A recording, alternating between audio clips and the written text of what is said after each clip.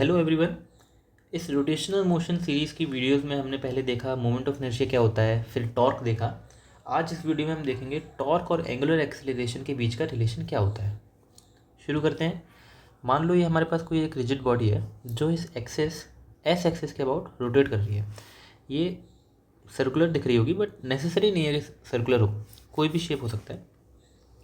तो इस एक्सेस से किसी भी जे पार्टिकल जिसका मास डेल्टा जे है, जिस पे एफ जे फोर्स लग रहा है, उसकी डिस्टेंस इस एक्सेस से है आर एस टी। ठीक है, आर एस टी नहीं होना चाहिए था, this is R S J, this is R S J because this represents the position of J particle delta J from the axis S. ठीक है, अब इस पे एफ जे फोर्स लग रहा है तो इसका जो टॉर्क है फ्रॉम द एक्सेस कितना होगा, R cross F, which is summation over J equals to 1 to n R S J cross F J. ठीक है, ऑल गुड। अब ये जो एक्सटर्नल फोर्स है इसको हम तीन कंपोनेंट्स में डिवाइड कर सकते हैं। अगर ये है आपका रेडियल कंपोनेंट, ठीक है, और जो थीटा कंपोनेंट है वो टेंजेंशियल है, और ये प्लस है के कंपोनेंट। तो ये पोलर कोऑर्डिनेट में हमने इसको डिकम्पोज कर दिया एफ जी को। अब हमने टॉर्क पिछली वीडियो में देखा टॉर्क की, कि टॉर्क के लिए सिर्फ वो फोर्स कंट्रीब्यूट करता है जिसका लाइन ऑफ एक्शन एक्सिस से इंटरसेक्ट नहीं करता। तो अब देखो, ये जो आर एक्सिस है, ये जो आर डायरेक्शन है, इसकी एक्सिस अगर एक्सटेंड करोगे तो वो एक्सिस ऑफ रोटेशन से जाके इंटरसेक्ट करेगा।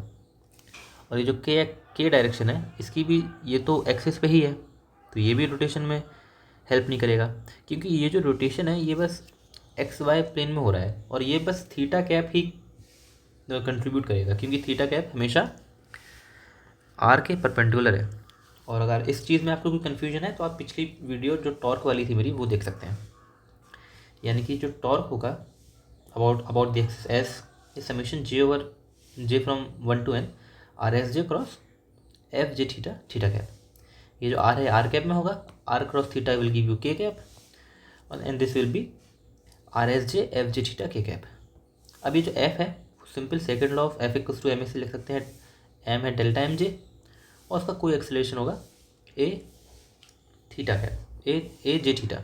ठीक है, ये जो एक्सेलरेशन है ये थीटा डायरेक्शन का एक्सेलरेशन है।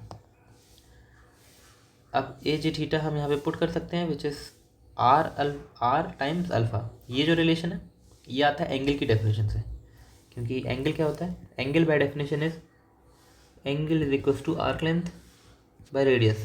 अब अगर इसको दो बार डिफ्रेंशिएट करेंगे तो एंगल को दो बार डिफ्रेंशिएट करोगे मिलेगा alpha angular acceleration, arc length को दो बार डिफ्रेंशिएट करोगे which means D x D square x by D T square, है ना। आर्क लेंथ जहाँ पे पार्टिकल मूव कर रहा है वो हो जाएगा सिंपल एक्सेलरेशन, और आर तो आर रहेगा, आर है रेडियस एक्सेस से यहाँ पे जो कि है स्मॉल आर एस जे, यानी कि linear acceleration is R times angular acceleration.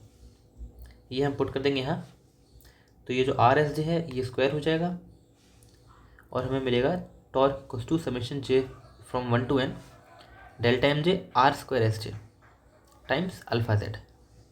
ठीक है, alpha Z is the Z component of angular acceleration. यहाँ से हमारे पास ये फॉर्मूला आ गया जो कि बहुत इंपॉर्टेंट है, that is torque equals to moment of inertia times angular acceleration. Last video जो हमने टॉर्क की देखी थी या मोमेंट ऑफ इनर्शिया की देखी थी जो उससे पहले, वो था एंगुलर एनालॉग ऑफ मास। ठीक है, अगर वो एंगुलर एनालॉग ऑफ मास है जो कि हमने मोमेंट ऑफ इनर्शिया वाली वीडियो में क्लेम किया था, तो उसको उस तरह अपीयर होना चाहिए फिजिकल लॉज में, जो कि यहाँ पे हो रहा है, क्योंकि जो लीनियर डायनेमिक्स के लिए जो फोर्स है, जो फोर्स के लॉ है वो है force is equals to mass times acceleration.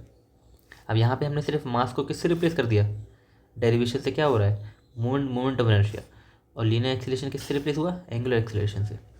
तो ये चीज़ भी सेम चीज़ इस्टेब्लिश करती है जो मैंने मोमेंट ऑफ इनर्शिया की वीडियो में बोला था, that moment of inertia is the analogue of mass, है ना, रोटेशनल एनालॉग। अब इसके लिए हम एक एग्जांपल सॉल्व करते हैं। ये एग्जांपल देखने में तो सिंपल है, लेकिन यहाँ पे एक अजम्पशन है, क्रूशियल अजम्पशन, जो कि मास of the pulley is non zero. Usually हम पुली प्रॉब्लम्स में मास ज़ीरो लेते हैं। अगर हम पुली की मास ज़ीरो लेंगे तो क्या होगा, पुली जब रोटेट करेगी तो उसका कोई भी रोटेशनल इफेक्ट नहीं आएगा, क्योंकि इसका मोमेंट ऑफ इनर्शिया जीरो हो जाएगा। क्योंकि मोमेंट ऑफ इनर्शिया क्या होता है ना, मास होता है उसमें, ml² की डायमेंशन होती है उसमें, है ना, मोमेंट ऑफ इनर्शिया की। तो मास जीरो तो मोमेंट ऑफ इनर्शिया जीरो, यानी कि नो रोटेशनल इफेक्ट। लेकिन अगर मोमेंट ऑफ इनर्शिया इसका मास नॉन जीरो है तो कैसे हम इस सिंपल प्रॉब्लम को सॉल्व करेंगे। ये जो 1 और 2 है इसका तो फ्री बॉडी डायग्राम बना लेंगे हम। ये 1 है, mg नीचे, m1g, t1 ऊपर। और मान लो ऊपर वाली डायरेक्शन पॉजिटिव है, 1 के लिए 1 ऊपर जा रहा है, t2 मान लो नीचे जा रहा है, t2 के लिए नीचे वाली डायरेक्शन पॉजिटिव है, m2g यहाँ, t2 यहाँ। इसके लिए सिंपल 2 इक्वेशन लिख सकते हो तुम, which is t1 minus m1g equals to m1 है, क्योंकि t1 पुल करेगा, t1 पुल करेगा इसको, और इसको m2g नीचे पुल करेगा, m2g minus t2 equals to m2 है। यूजुअली जब ma ज़ीरो होता था तब हम अज्यूम करते थे कि t1 इक्वल्स टू t2, और ये ट्रू होता था। लेकिन यहाँ पे हम ये नहीं कर सकते, क्योंकि इसकी भी एक मास है पुली का। तो अगर अब हमारे पास क्या है, हमारे पास 2 इक्वेशंस हैं, इक्वेशन 1 इक्वेशन 2, और वेरिएबल कितने हैं, 3। a फाइंड करना है, t1 फाइंड करना है, t2 फाइंड करना है। 2 इक्वेशन 3 वेरिएबल, ये सॉल्वेबल नहीं है। इसीलिए हम एक और इक्वेशन फाइंड करते हैं जो कि देता है हमें टॉर्क इक्वेशन। ठीक है, since mass of the pulley is non zero we have to consider this torque dynamics, which is ये पुली है a जिसकी रेडियस r है, इस पर 2 फोर्स लग रहे हैं, एक है टेंशन 2, टेंशन 1। अब मान लिया हमने ब्लॉक 2 नीचे आ रहा है, यानी कि पुली इस डायरेक्शन में घूम रही है, विच इज़ क्लॉकवाइज। अगर राइट हैंड रूल लगाएं तो इसका एंगुलर एक्सीलरेशन कहाँ होगा, इनवर्ड द प्लेन। ठीक है, ये हो गया, और इसी को हमने मान लिया पॉजिटिव डायरेक्शन। तो इसका जो torque equals to iota alpha वाला फॉर्मूला लगाएंगे जो अभी हमने सीखा, तो इसमें 2 फोर्स की वजह से टॉर्क आएगा। एक तो है t2 फोर्स जो कि डोमिनेट करेगा, hence t2 times r, f cross r होता है ना, तो r तो हमेशा t2 के परपेंडिकुलर है, तो f क्रॉस r fr हो जाएगा हमेशा। तो t2r माइनस टॉर्क जो t1 आर्क क्योंकि t1 जो टॉर्क है, t1 जो फोर्स है वो टॉर्क लगाना चाह रहा है एंटी क्लॉकवाइज डायरेक्शन में, बट लगा नहीं पाएगा, इसीलिए ये स्मॉलर चीज़ है जिसको हम सब्ट्रैक्ट करेंगे।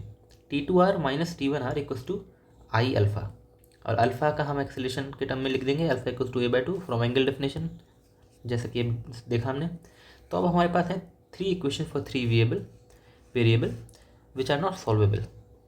अब इनको हम बस t2 और t1 की जगह पे हम t1 और t2 के एक्सप्रेशन रख देंगे जो कि इक्वेशन 1 और 2 से आएंगे।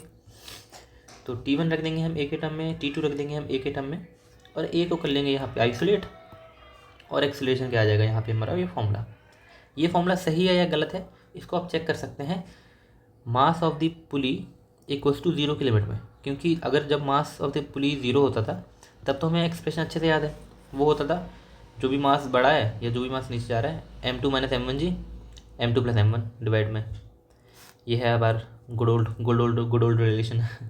तो अगर यहाँ पे मास 0 होगा तो मोमेंट ऑफ इनर्शिया 0 होगा, ये 0 हो जाएगा, r से r कट जाएगा, तो हमारे पास सेम फॉर्मूला आ जाएगा, सेम चीज़ हम रिकवर कर लेंगे। तो फिजिक्स में ये बहुत ब्यूटीफुल चीज़ होती है, कोई भी कॉम्प्लिकेटेड प्रॉब्लम सॉल्व करो तो उसकी एक सिंपल लिमिट ले लो, और उस सिंपल लिमिट में अगर आपको आंसर पता है तो आप हमेशा क्रॉस चेक कर सकते हो अपना कॉम्प्लिकेटेड आंसर। ठीक है, तो आज की वीडियो के लिए इतना ही, थैंक यू।